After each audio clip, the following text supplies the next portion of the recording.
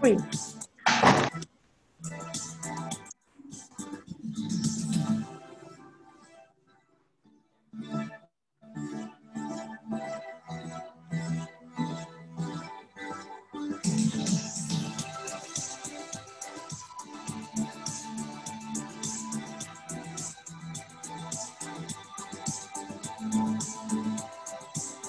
Jadi gue tempelin dah bukunya.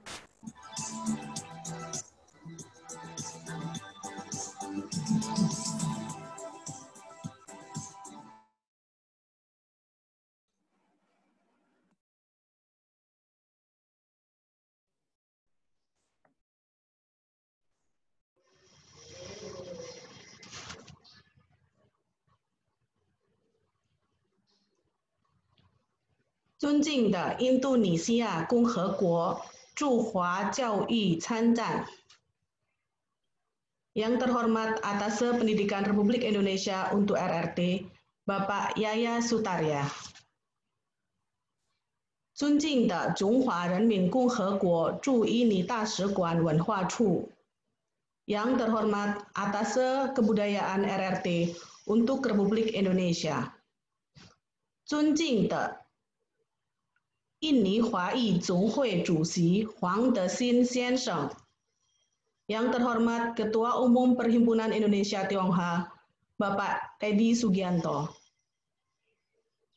尊敬的诸位主讲嘉宾, yang terhormat para narasumber, Zhu Yong副院长, Profesor Dr. Zhu Yong dari Beijing Foreign Studies University, Zhang Li 院长, Profesor Dr. Zhang Li dari Jinan University, Jin Xiaoyan 院长, Profesor Dr. Jin Xiaoyan dari Northeast Normal University, Lin Xinyan 院长, Profesor Dr. Lin Xinyan dari Fujian Normal University. 尊敬的印尼孔子学院诸位院长以及印尼全国汉语大学院校与印尼教育机构的诸位讲师, kepada yang terhormat para tamu undangan, Direktur Pusat Bahasa Mandarin dari berbagai universitas di Indonesia, dan para kaprodi, kajur, dosen bahasa Mandarin dari berbagai universitas di Indonesia, serta para kepala lembaga Badan Pendidikan Bahasa Mandarin di Indonesia. 尊敬的印尼汉语教师以及参会者, kepada yang terhormat peserta kegiatan yang terdiri dari guru bahasa Mandarin dari berbagai jenjang, para mahasiswa dan siswa-siswi SMA, SMK, MA. 尊敬的印尼汉语教师联谊会全体成员, yang kami hormati para pembina, pengurus, dan anggota Ikatan Guru Bahasa Mandarin Indonesia, IGUMI. 大家早上好. Assalamualaikum warahmatullahi wabarakatuh. Selamat pagi dan salam sejahtera untuk kita semua. Puji syukur atas kehadirat Tuhan Yang Maha Esa yang telah melimpahkan rahmat-Nya dalam rangka memperingati Hari Sumpah Pemuda. IGUMI bekerja sama dengan Perhimpunan Indonesia Tionghoa, INTI, menyelenggarakan Forum Diskusi Beasiswa Tiongkok, 中国留学生奖学金项目交流会. Perkenalkan, saya Fitria, selaku pembawa acara dalam pembukaan kegiatan kali ini. 我是菲利亚，本活动开幕仪式的主持人。 Acara akan kita awali dengan pemutaran lagu Indonesia Raya. 我们收听印尼国歌。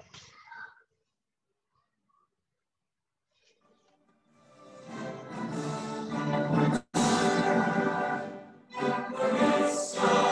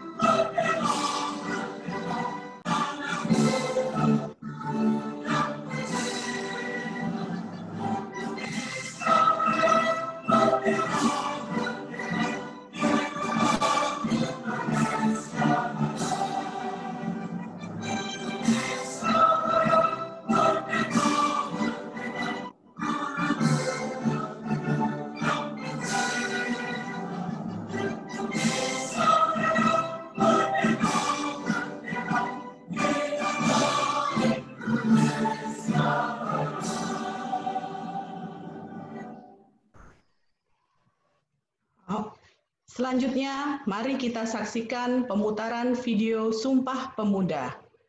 接下来，我们一起观看青年誓言视频。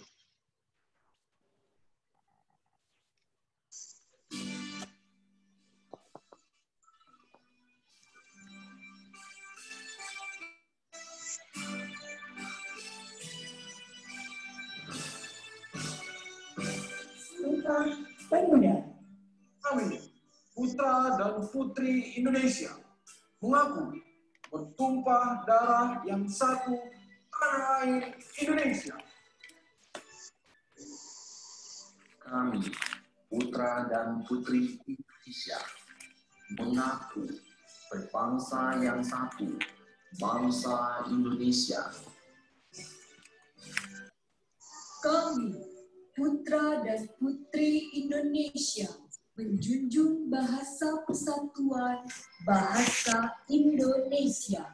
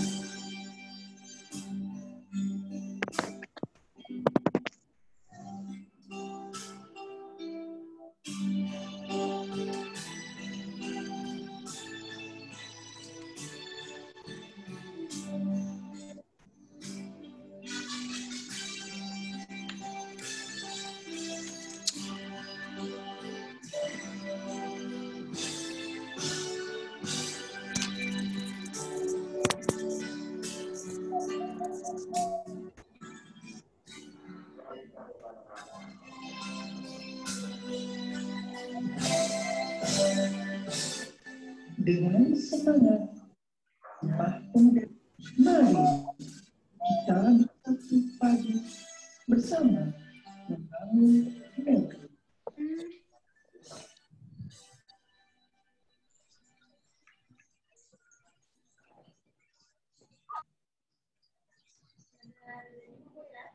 Demikian persembahan video Sumpah Pemuda dari kami, para pengurus IGUMI Indonesia.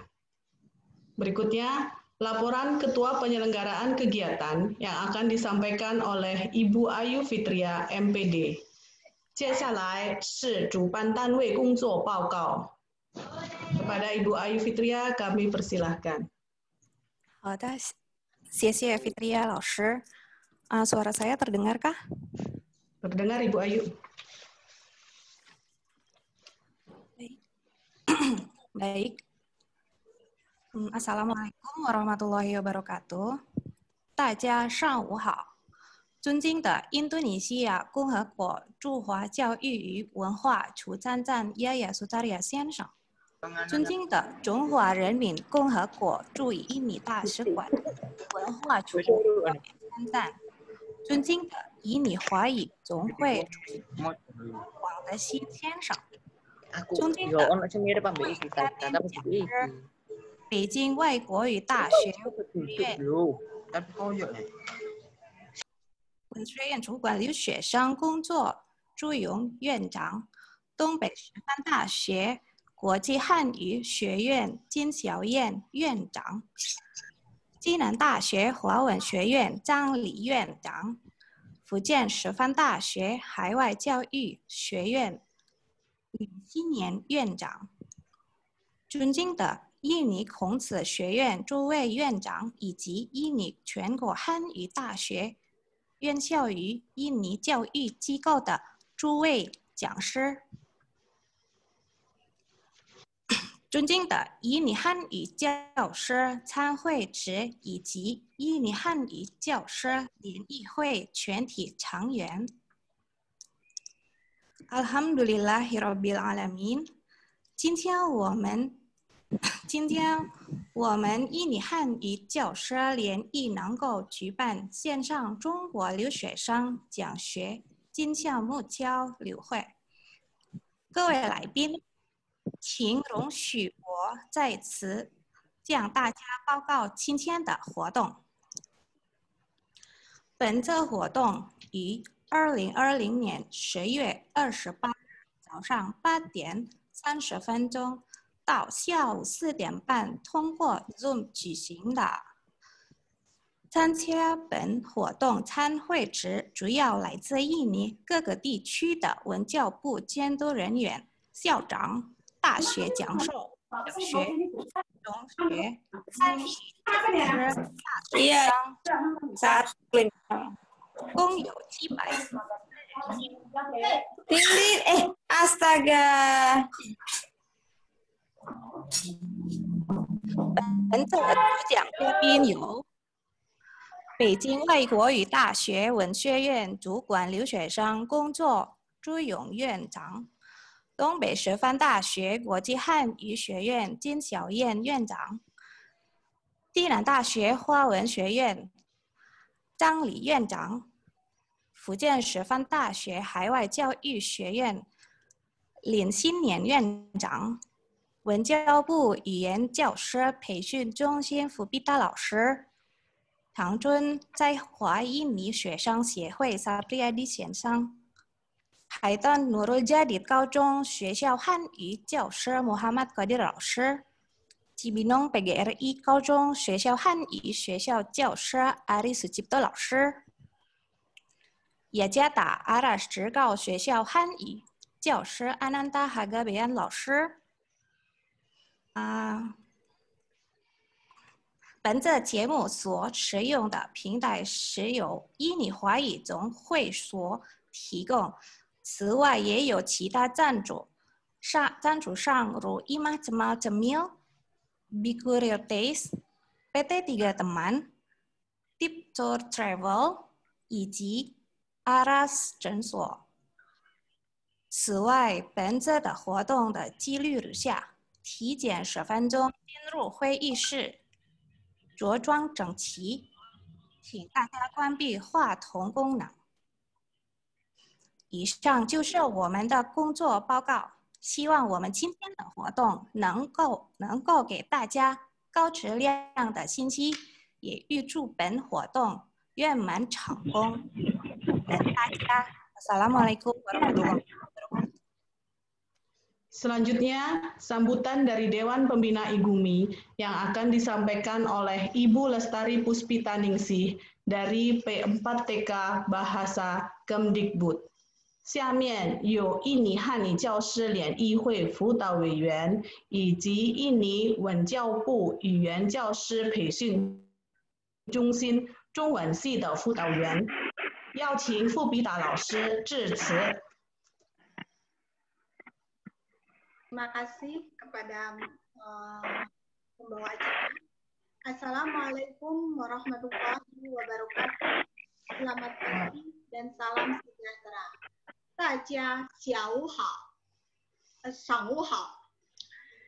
Yang terhormat atas Pendidikan dan Kebudayaan Kedutaan Besar Republik Indonesia untuk Tiongkok, Bapak Yaya Sutaria. Yang terhormat atas Kebudayaan Kedutaan RRT untuk Indonesia, Chow Bin Chan Chan, yang diwakili oleh Chen Mingshu. Yang terhormat Ketua Umum Perhimpunan Indonesia Tionghoa, Bapak Teddy Sugianto. Yang terhormat para narasumber, Dekan Fakultas Sastra Cina, Beijing Foreign Studies University, Profesor Zhu Yong, Dekan Fakultas Bahasa Mandarin Internasional, Profesor Jin Xiaoyan, Dekan Fakultas Bahasa China, Profesor Zhang Li, Dekan Fakultas Pendidikan Bahasa Mandarin Internasional, Profesor Lin Xinian. Yang terhormat Direktur Pusat Bahasa Mandarin dari berbagai universitas di Indonesia, serta Kajur, Kaprodi, dosen Bahasa Mandarin dari berbagai universitas di Indonesia, dan Kepala Lembaga atau Badan Pendidikan Bahasa Mandarin di Indonesia. Yang terhormat para tamu undangan, guru bahasa Mandarin, dan peserta kegiatan. Dan yang saya cintai para pengurus dan anggota IGUMI semuanya. Seperti yang kita ketahui bersama, pembelajaran bahasa Mandarin di Indonesia terus berkembang. Bahkan pada kurikulum jenjang SMA, SMK, mapel bahasa Mandarin menjadi salah satu mata pelajaran bahasa asing pilihan yang wajib dipelajari. Oleh karena itu, sudah menjadi kewajiban dan tanggung jawab guru bahasa Mandarin untuk memfasilitasi pembelajaran bahasa Mandarin yang berkualitas. Ikatan Guru Bahasa Mandarin Indonesia atau IGUMI merupakan salah satu wadah untuk bertukar informasi dan belajar bersama guna meningkatkan kompetensi guru dan meningkatkan kualitas pembelajaran bahasa Mandarin di Indonesia. IGUMI lahir pada tanggal 21 Mei 2020 atas prakarsa Widya Suara P4 TK Bahasa Kemendikbud yang merupakan tempat saya bekerja. Asas dari IGUMI adalah dari guru untuk guru. Oleh karenanya, kepengurusan IGUMI terdiri dari guru-guru bahasa Mandarin se-Indonesia yang memiliki kompetensi dan tekad yang sama, ikhlas bekerja tanpa pamrih. Anggota IGUMI adalah guru-guru bahasa Mandarin se-Indonesia yang mau bekerja sama guna meningkatkan kualitas pembelajaran bahasa Mandarin di Indonesia. Hal ini tidak mudah. Banyak kendala yang dihadapi.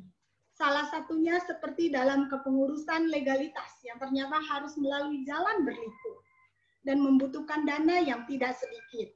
Mulai dari pengurusan akta notaris sampai nanti akan diakui oleh Kemenkumham. Namun itu tidak memadamkan semangat para pengurus untuk berjuang. Perjuangan dan dedikasi mereka sangat luar biasa agar IGUMI dapat memiliki legalitas dalam mewujudkan programnya. Mulai dari menarik iuran keanggotaan yang tidak membebani para guru, yaitu senilai Rp50.000 per tahun, mencari peluang kerjasama, dan bahkan rela berjualan. Yang menarik ketika merancang program, teman-teman pengurus ini juga merancang program yang luar biasa. Tapi tiba-tiba mereka tersadar, ini kita harus memberi apa sebagai tanda terima kasih. Kan kita belum ada uang. Tapi kembali lagi, kami percaya insya Allah banyak teman-teman dosen dan banyak pihak yang akan membantu kita untuk sama-sama ikhlas berbagi ilmu. Dan hal itu terbukti. Alhamdulillah, di tengah-tengah berbagai rintangan, IGUMI telah menyelenggarakan 2 kali kegiatan. Kegiatan yang pertama, perdana pada bulan Agustus, merupakan seminar daring yang mendapat dukungan narasumber dari BKPBN dan Yihe Chungsin. Kegiatan kedua, pada bulan September, mendapatkan sponsor Zoom meeting dan narasumber dari PBN UAI Universitas Al-Azhar Indonesia. Dan pada bulan ini, tepatnya pada hari ini, dalam memperingati Hari Sumpah Pemuda, IGUMI berkolaborasi dengan Perhimpunan INTI menyelenggarakan online expo pendidikan dengan tema Zhongguo Liu Xue Xiang Jiang Shui Jin Xiaomu Jiao Liu Hui, Forum Diskusi Beasiswa Tiongkok. Bahkan pada tanggal 15 Oktober kemarin, IGUMI bersama dengan 59 organisasi profesi guru seperti PGRI dan ikut serta dalam kegiatan lokal karya yang diselenggarakan oleh Kementerian Pendidikan dan Kebudayaan. Dan pada bulan November, bertepatan dengan Hari Guru, IGUMI juga berkolaborasi dengan PBM UAI menyelenggarakan lomba simulasi mengajar daring bahasa Mandarin dengan total hadiah jutaan rupiah. Oleh karena itu, saya ucapkan terima kasih kepada semua pihak atas kehadiran dan dukungannya. Terima kasih juga untuk Ibu Lin Liping Laoshi yang sudah menjembatani antara IGUMI dengan INTI sehingga terselenggaranya kegiatan pada hari ini. Besar harapan kami semoga ke depan semakin banyak guru bahasa Mandarin yang mau bergabung bersama IGUMI dan semakin banyak pihak yang bersedia bekerja sama dengan IGUMI untuk menyelenggarakan berbagai kegiatan positif guna peningkatan kualitas pembelajaran bahasa Mandarin di Indonesia. Sekian yang dapat saya sampaikan, kurang lebihnya mohon maaf. Wassalamualaikum warahmatullahi wabarakatuh.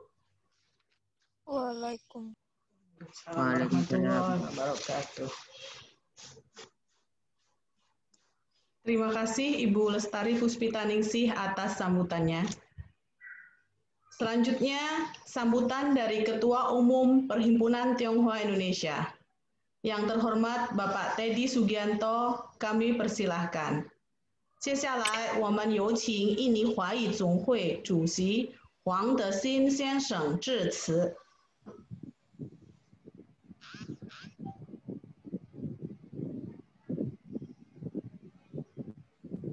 印尼驻中国大使交易参赞 Bapak Yaya Surya. Kalau over internet, aku kok dial in mau ngomong.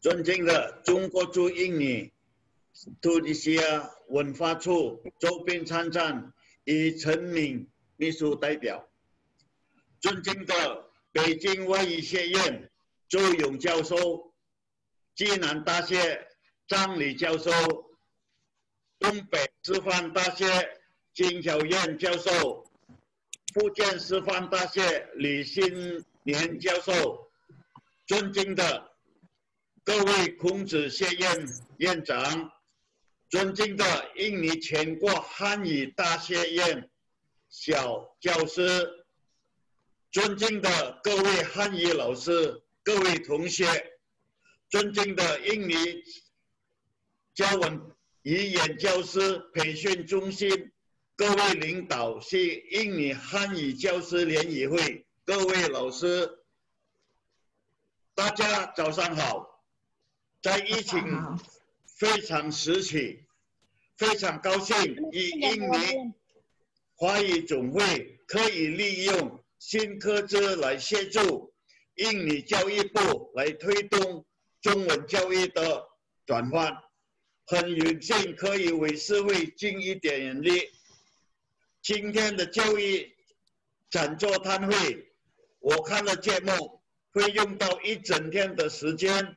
相信在这一个整天的时间内，印尼各地刚毕业的中学生对中国各地的高校会有更多的认识和选择。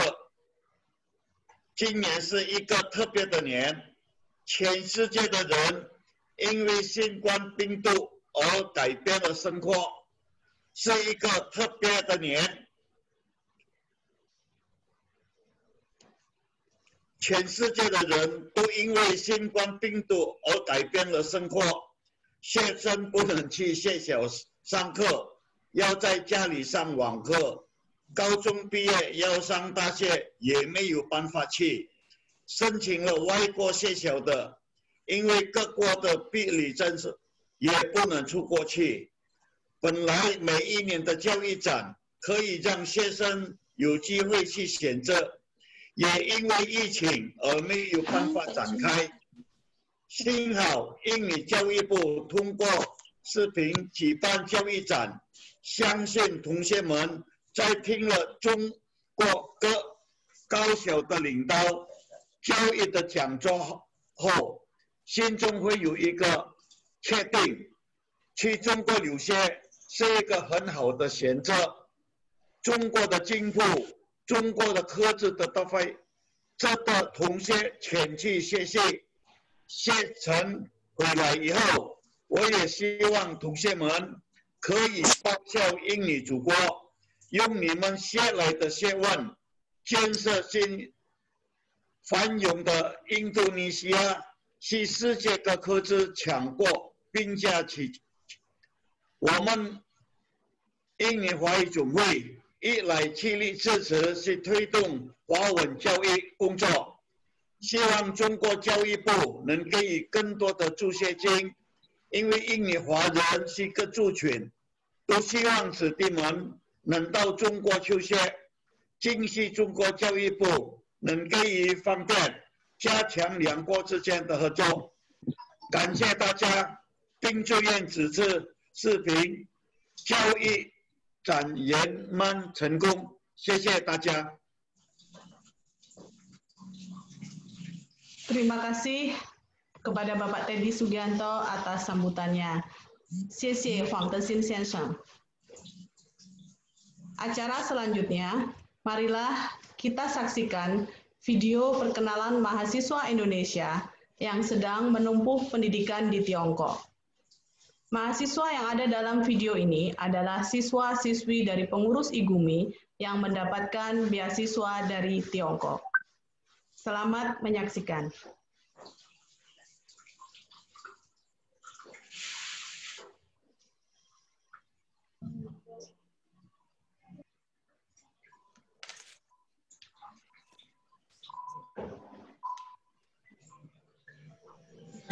也是因为想体验到国外留学，有些是因为受到了他们老师的启发，有些是因为想要获得奖学金，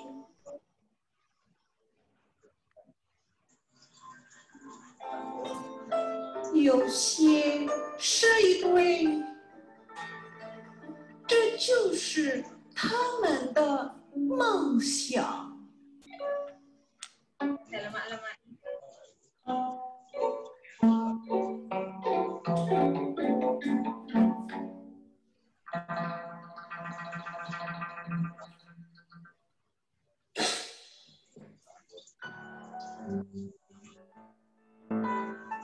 Assalamualaikum warahmatullahi wabarakatuh. Perkenalkan, nama saya Muhammad Rais.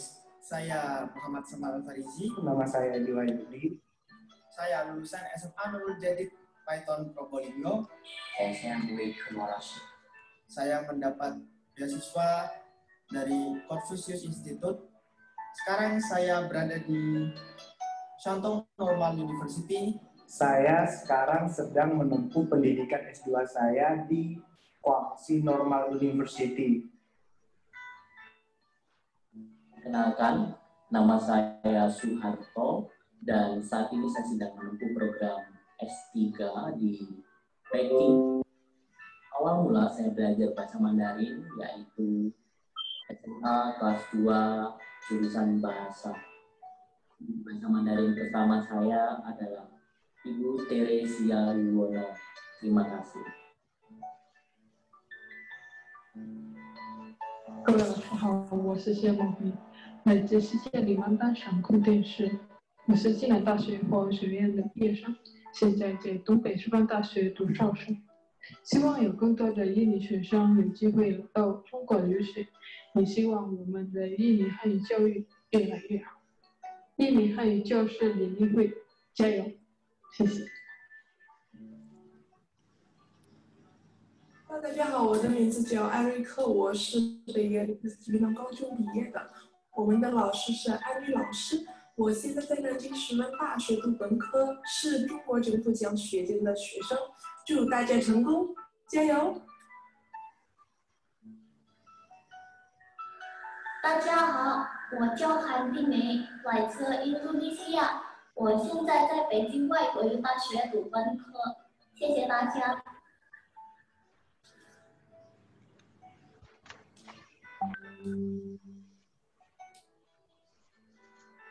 大家好，我叫李兰花。大家好，我叫李爱。蔡依妮编导老师是我们的汉语老师。我们是绿建中高中毕业生。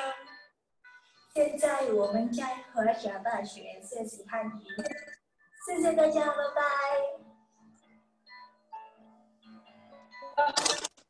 我叫瑞云。我叫甘一凡。我叫卢浩杰。我们是雅加达41职业高中的毕业生。我们职高的汉语老师叫阿玉老师。现在我们是印尼阿拉斯加大学和福建师范大学的学生。我们收到了孔子学院1学年研修奖学金。谢谢孔子学院给我们在福建师范大学读书的机会。谢谢老师帮我们实现了我们的愿望。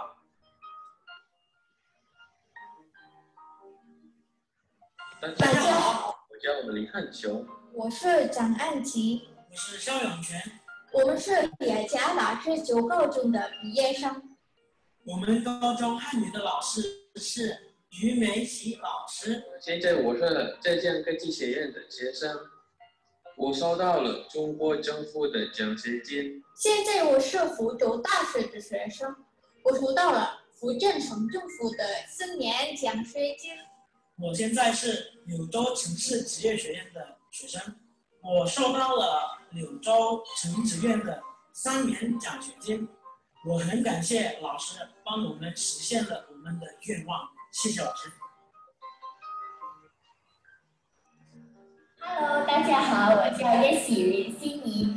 大家好，我是林平的洪素慧。大家好，我的名字叫萨蒂林小林。我们是巴旦水龙高中的毕业生。我们的高中汉语老师是刘丽丽老师。我们来自暨南大学华文学院，很高兴能到中国学习中文和了解中华文化。希望我们在暨南大学华文学院学习越来越进步。感谢老师们不离不弃的教导我们，希望大家学习愉快，学业进步，加油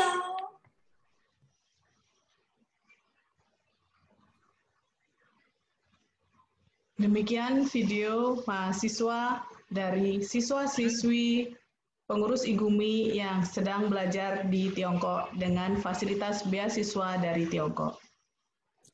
Selanjutnya adalah sambutan dari Kedutaan Besar Republik Rakyat Tiongkok di Indonesia yang akan disampaikan oleh Sekretaris Atase Kebudayaan Tiongkok.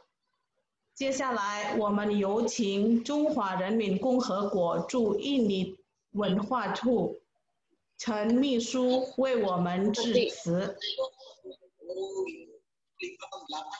你好，你好，陈秘书。我简单的说几句。中印尼是互为重要的近邻，两国友好源远流长，历史上就是好邻居、好朋友、好伙伴，有守望相助的悠久传统。近年来，在习近平主席和佐科总统的坚定引领下，中印尼关系进入了新的历史时期。两国积极对接“一带一路”倡议和全球海洋支点愿景，务实合作不断取得丰硕成果。中国连续9年保持印尼最大贸易伙伴地位。2019年，双边贸易达到794亿美元。较2000年增长10倍，短短5年间，中国在印尼海外投资国中由第9位跃居第2位。近年来，两国不断加强交流，两国人民互相好感度不断提升。中国赴印尼公民人数连续多年超过200万人次，是印尼外国游客最主要的来源地之一。中方已在印尼设立7所孔子学院，拥有志愿者教师120名，年招收学员大概是4万余名，在汉语教学、文化传播、增进两国人民相互了解等方面取得了重要的成果。教育合作是中印尼全面战略伙伴关系的重要组成部分。随着中国高等教育水平的不断提高和两国教育合作的进一步深入，越来越多的印尼学生选择前往中国进行深造，这将进一步加深对中国的了解，密切两国人民的友谊。中方每年为印尼提供奖学金名额，中国已成为印尼第2大留学目的地国。未来我们还会争取给印尼分配更多的奖学金名额，吸引更多的印尼优秀青年赴华攻读学位。谢谢大家。谢谢陈丽书。Sekali lagi mengingatkan hadirin untuk menonaktifkan mikrofon selama acara berlangsung.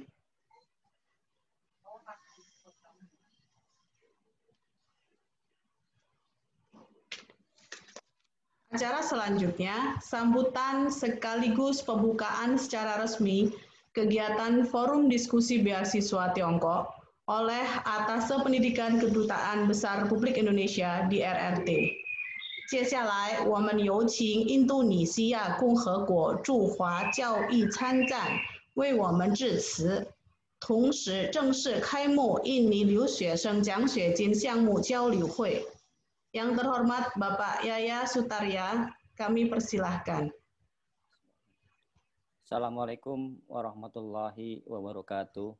Waalaikumsalam warahmatullahi wabarakatuh. Salam sejahtera untuk kita semua yang sama-sama kita hormatin perwakilan dari Kedutaan Besar RRT di Jakarta.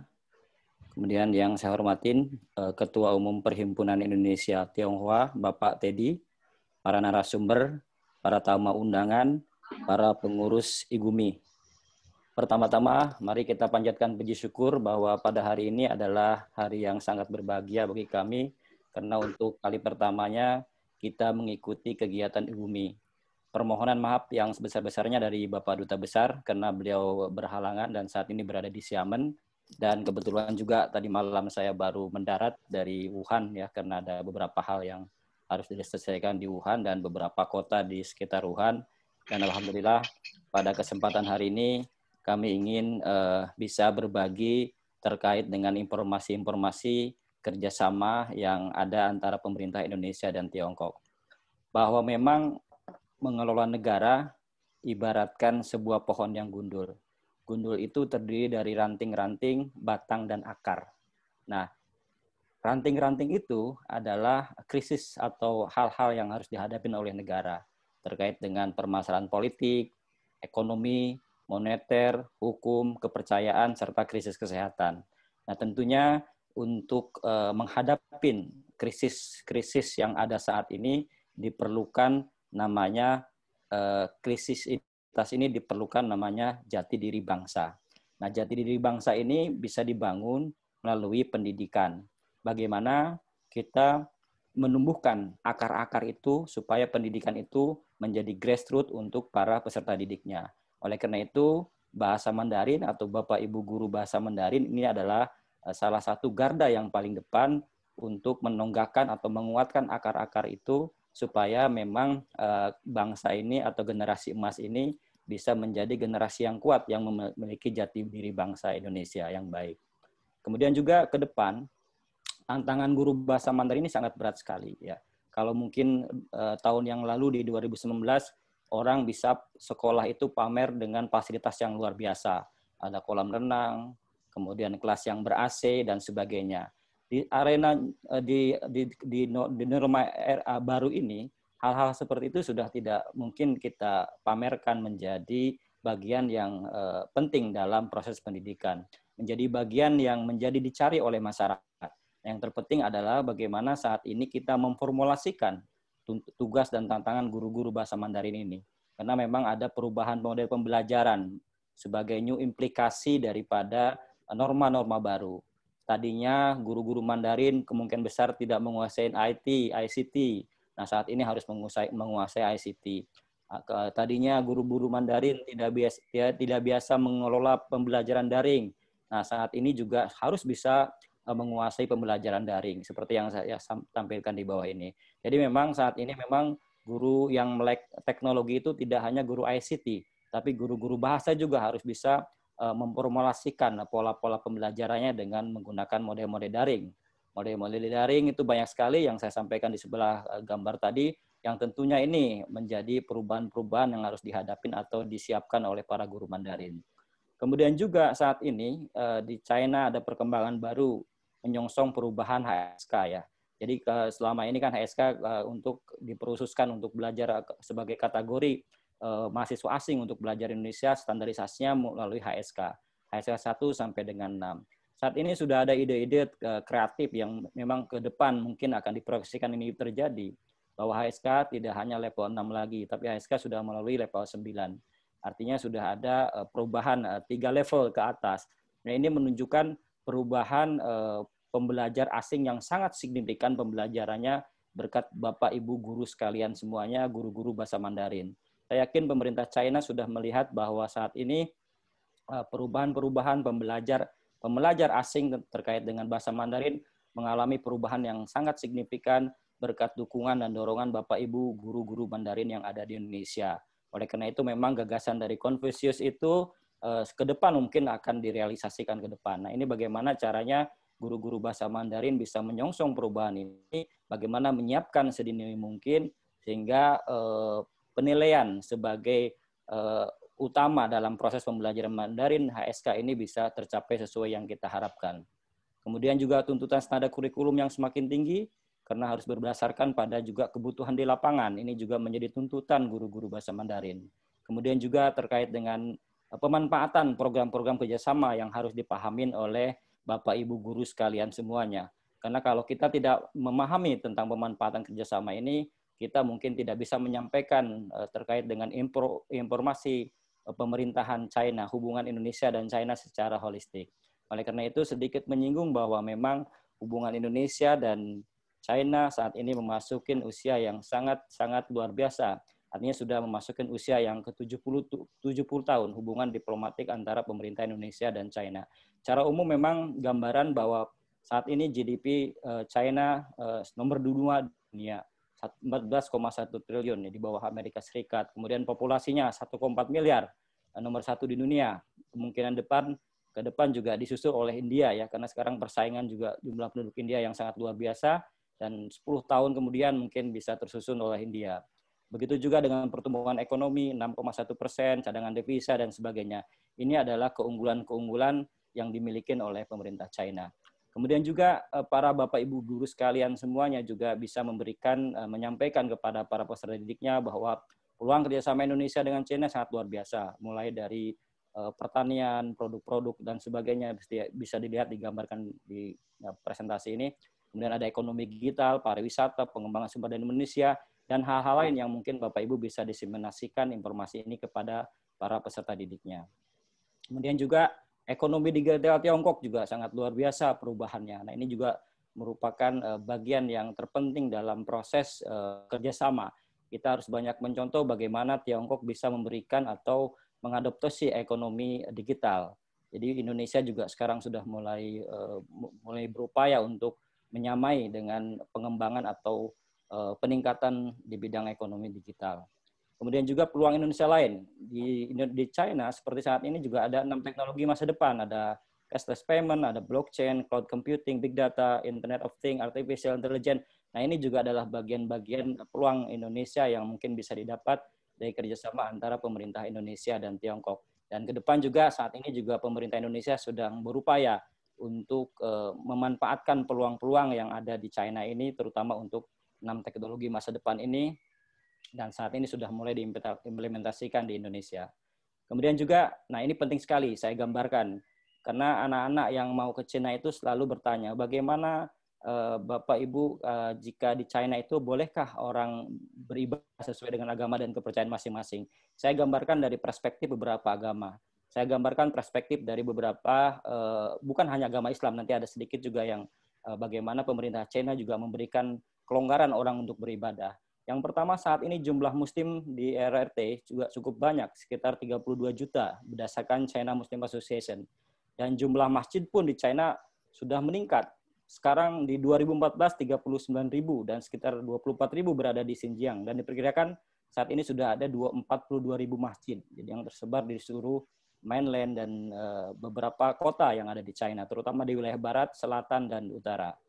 Kemudian juga di Beijing sebagai ibu kota negara, ini ada 72 masjid ya dengan jumlah muslim 7.000 orang. Dan juga bagaimana kebijakan Xi Jinping saat ini ya. Kunjungan Xi Jinping, mungkin Bapak Ibu sudah melihat video-video yang viral, saya jelaskan dan saya perlu sampaikan bahwa memang terkadang hubungan Indonesia antara China ini sangat sensitif sekali. Oleh karena itu saya kesempatan saya yang mengalami hampir 2 tahun dan saya sudah beberapa kota, hampir sekitar 27 kota, 27 provinsi saya sudah keliling Cina dari barat, selatan, utara untuk melihat bagaimana perkembangan yang ada. Bagaimana Xi Jinping saat ini melakukan reformasi terkait dengan pengelolaan ibadah haji, kemudian juga meluncurkan kebijakan reformasi demokrasi di Tibet dan mengaitkan persoalan perlindungan kebebasan beragama. Salah satu contoh dengan kaitan keberadaan 4 masjid dan 12.000 muslim di sana. Ini berdasarkan Tiongkok Daily 28 Maret 2019. Jadi memang sudah banyak perubahan-perubahan yang signifikan terkait dengan bagaimana kebijakan pemerintah China terkait dengan keberadaan agama masing-masing. Di samping itu juga, seandainya tidak terjadi wabah COVID-19, tahun ini adalah tahap pembangunan kota Islam namanya Hui Cultural Park di Yongning ya, Sichuan, yang menelan biaya 3,5 miliar atau sekitar 45 triliun rupiah. Hui Cultural Park dibangun di atas lahan 67 hektar dengan arsitektur ala Taj Mahal dan dilengkapi berbagai fasilitas seperti museum, taman raksasa. Dan ini memang sangat luar biasa ya. Jadi saya juga sudah mengunjungi tempat ini dan kami mengundang para guru Mandarin nanti bisa melihat bagaimana pemerintah China juga sudah membuat yang namanya Taman Hui Cultural Park ini sebagai representasi bahwa keberadaan agama memang di negara China juga dijamin oleh undang-undang yang ada. Kemudian juga Muslim di China juga memiliki hak istimewa. Apa hak istimewanya? Mendapatkan fasilitas pemakaman bila meninggal. Kalau umat lain, mungkin orang Cina hanya dikremasi, dikubur, dan dibuang abunya. Tapi kalau Muslim tidak diberikan tanah ya, di tanah. Kalau Anda pergi ke Guangzhou, lihat ada juga makam-makam wali yang dirawat dan dilestarikan sampai sekarang. Kemudian juga makanan halal. Jadi Muslim China mendapatkan prioritas untuk mendapatkan suplai makanan halal. Shanghai, sebuah kota metropolitan internasional di China, telah menetapkan regulasi untuk menjamin pasokan makanan halal bagi Muslim. Pabrik, sekolah, kantor pemerintahan yang memiliki anggota Muslim diharuskan memiliki kantin Muslim. Jadi di kampus itu juga bisa dilihat ada kantin Muslim yang halal dan kantin yang tidak halal. Jadi jangan khawatir kalau adik-adik semua yang menyaksikan ujung hari ini, kalau Anda kuliah di China jangan khawatir, di kampus-kampus juga sudah tersedia makanan halal ya. Dan di restoran manapun disebar di Beijing, di kota-kota lain juga banyak sekali makanan-makanan atau restoran-restoran yang sudah membuka restoran halal. Kemudian juga untuk pemerintah Cina juga meliburkan kantor pemerintah selama 3 hari pada perayaan Hari Raya Idul Fitri Idul Adha. Nah, ini sebagai wujud presentasi atau penghormatan pemerintah China untuk keberadaan agama-agama yang ada di Tiongkok. Kemudian juga kalau di Beijing, kita juga punya organisasi banyak sekali ya. Jadi kalau memang pemerintah melarang, ya tidak ya. Karena juga di sini ada Muhammadiyah, ada NU, ada Buddhis Manggala, ada keluarga Katolik, ada International Church. Jadi memang banyak sekali kegiatan-kegiatan perhimpunan keagamaan. Jadi kalau adik-adik semua atau ibu-ibu, para guru yang mau belajar bahasa Mandarin atau melanjutkan S2, S3, jangan khawatir. Terkait dengan agama juga bisa menjalankan sesuai dengan agama dan kepercayaan masing-masing. Nah ini perlu saya sampaikan karena hal-hal yang paling sensitif adalah terkait dengan agama. Karena agama dianggap sesuatu yang sangat merupakan hak pribadi yang dijamin oleh undang-undang. Jadi jangan khawatir kalau Anda belajar Bapak Ibu sekalian ke China juga tidak akan dihalang-halangi untuk beribadah sesuai dengan agama dan kepercayaan masing-masing. Kemudian juga ini penting saya sampaikan karena hari ini juga terkait dengan beasiswa dan juga ada dari perwakilan dari kedutaan China yang ada di Jakarta bahwa memang saat ini ya untuk student mobility pelajar Indonesia di China ada sekitar 15.670 orang. Saat ini yang ada di Indonesia yang sudah kembali ke Indonesia sekitar 14.600-an. Yang berada di China saat ini sekitar 1.000-an orang. Jadi memang saat ini kita sedang memikirkan bagaimana yang berada di Indonesia bisa secepatnya kembali ke China. Setelah pemerintah China memberikan kesempatan atau membuka bordernya untuk para mahasiswa untuk bisa datang ke China. Oleh karena itu memang saat ini pemerintah China belum memperkenankan para mahasiswa untuk datang ke China dikarenakan pandemik di luar China masih berlangsung. Dan ini juga kita dorong kepada pemerintah China untuk segera memikirkan bagaimana pola-pola repatriasi yang harus dilakukan. Karena memang pembelajaran daring itu lebih banyak tidak menguntungkan dibandingkan menguntungkan. Walaupun memang sekarang di norma-norma baru harus itu kita lakukan. Kami juga kemarin ke Wuhan dan ke beberapa kota di wilayah selatan, itu memang walaupun siswa internasional yang berada di China juga masih dilakukan pembelajaran secara daring. Jadi jangan khawatir, yang masih di Indonesia saat ini silahkan ikutin aturan yang dibuat oleh kampus, sehingga memang itu adalah norma-norma baru yang harus diikutin oleh masing-masing kampus. Kemudian juga kita juga ada program BIPA, terutama ada juga di 18 perguruan China, termasuk Hong Kong dan Macau, termasuk BFSU juga, Beijing Foreign Study University, juga punya program bahasa Indonesia. Kita ada 18 perguruan tinggi di China, dan kita targetkan di tahun 2022 ada sekitar 23 perguruan tinggi di China yang membuka jurusan bahasa Indonesia. Begitu juga kerjasama di tahun 2019-2020 kita punya 280 kerjasama. Ya, jadi memang kerjasama antara Indonesia dan China cukup luar biasa untuk memahami strategic comprehensive partnership. Nah, kemudian terkait dengan informasi beasiswa, ini banyak sekali memang peluang-peluang yang bisa diambil oleh masyarakat Indonesia, oleh para guru, para adik-adik sekalian semuanya. Bisa dilihat dari CSC, Chinese Embassy, ini sumbernya nanti dari kedutaan Cina yang ada di Jakarta. Bisa juga tidak lewat mereka, bisa juga langsung ke perguruan tingginya, melamar, melihat laman dari perguruan tingginya, mana perguruan tinggi yang Anda inginkan. Misalkan Beijing Foreign Study University, Anda masuk ke situ. Anda ke Tsinghua University, Anda masuk ke situ, dilihat. Di situ juga banyak tawaran-tawaran yang memang sumbernya satu dari CSC, Anda bisa melihat skema-skema yang ada. Begitu juga kalau memang tidak berhasil dengan menggunakan full scholarship, Anda juga bisa mengambil dari partial, bisa masuk ke laman perguruan tinggi, bisa masuk ke kerjasama sister city antara pemerintah provinsi, misalkan kota Surabaya, kota Jakarta, kota Probolinggo, dan sebagainya. Banyak sekali kota-kota di Indonesia yang sudah melakukan sister city dengan pemerintah Kunming, dengan pemerintah Chengdu, dan sebagainya. Bisa memanfaatkan program-program kerjasama itu. Kemudian juga di Indonesia saat ini memang hasil pertemuan dari Presiden Indonesia, Xi Jinping dan Pak Joko Widodo, Pak Presiden kita, Bapak Joko Widodo, G20 di Osaka, salah satu poinnya adalah memberikan kesempatan sekitar 3.000 anak-anak Indonesia untuk mendapatkan kuota beasiswa Indonesia selama 5 tahun. Jadi memang setiap tahun kemungkinan besar hampir 500-600 orang mahasiswa Indonesia yang mendapatkan beasiswa untuk bisa belajar ke Tiongkok. Dan saya yakin pemerintah China bisa memenuhi, karena setiap tahun hampir sekitar, dihitung itu hampir sekitar 1.000 orang lebih dari beasiswa yang diberikan oleh pemerintah China, baik melalui full scholarship, ataupun partial scholarship, atau vocational scholarship. Jadi banyak sekali kalau kita hitung. Jadi memang komitmen pemerintah China pasti akan terpenuhi kalau hanya memenuhi 600 orang untuk beasiswa jenjang S1, S2, dan S3. Jadi silakan Anda kalau mau mendapatkan beasiswa untuk dari China, biasanya dibuka di bulan Januari sampai dengan bulan Maret. Ada juga beberapa perguruan tinggi yang membuka sampai dengan bulan April. Bisa masuk ke laman masing-masing, melamar, kemudian dan menurut saya untuk beasiswa China, saya pikir terbuka sekali untuk para pelajar Indonesia untuk bisa memanfaatkannya. Kemudian juga hal-hal lain yang bisa saya sampaikan, ini adalah kerjasama antara Indonesia dan China.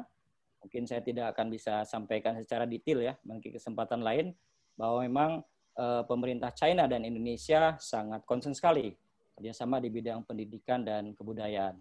Nah tentunya harapan kita bagaimana kita melakukan kerjasama dengan adanya pertukaran institusi, juga dengan pertukaran pelajar, kemudian program beasiswa, kemudian ada pertukaran para dosen yang mungkin nanti Bapak Ibu sekalian akan kita lakukan untuk program-program selanjutnya. Saya pikir demikian dari saya.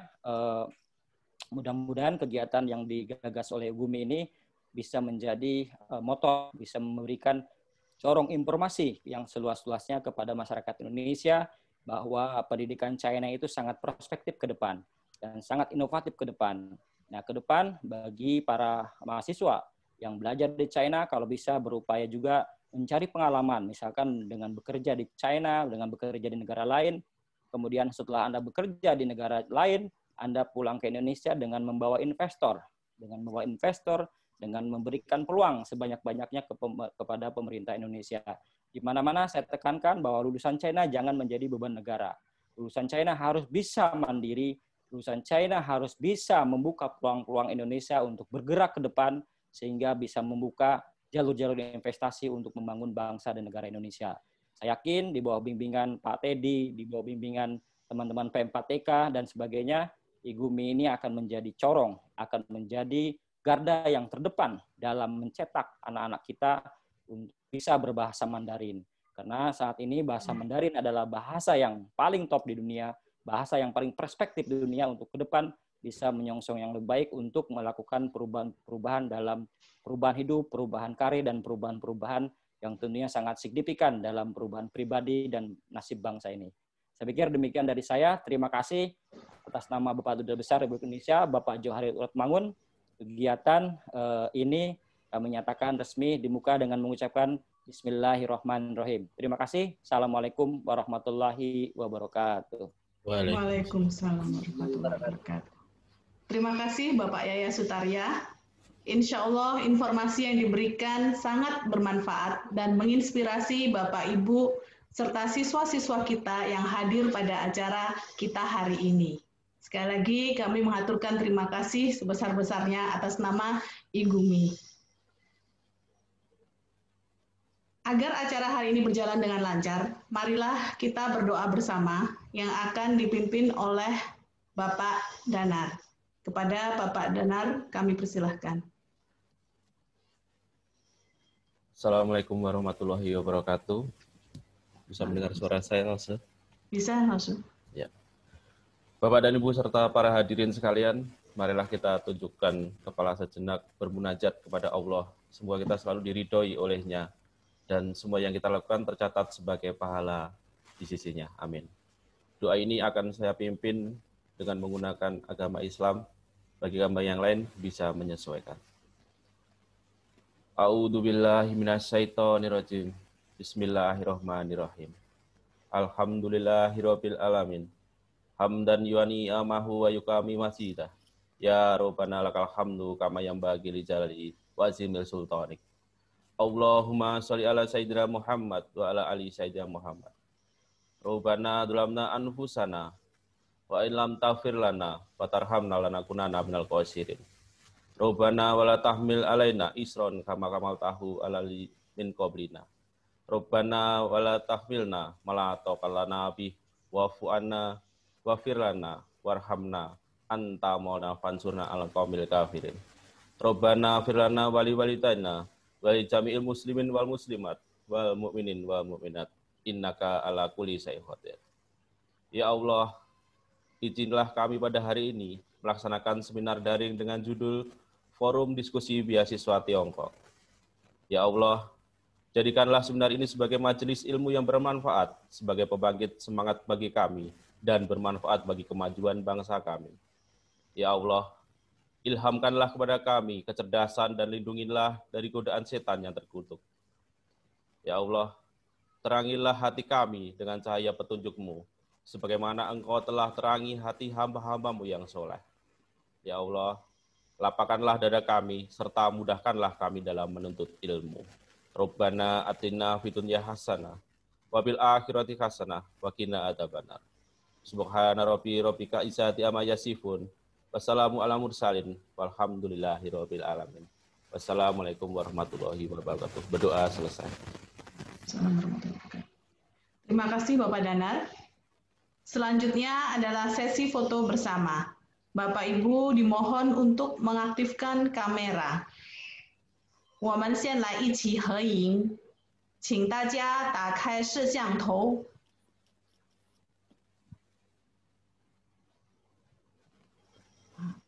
Kita mulai dari layar pertama. Silahkan tersenyum, berikan ekspresi Bapak Ibu yang terbaik, tercantik, terganteng. Oke, saya hitung. 1, 2, 3. Oke. Demikian acara pembukaan kita kali ini.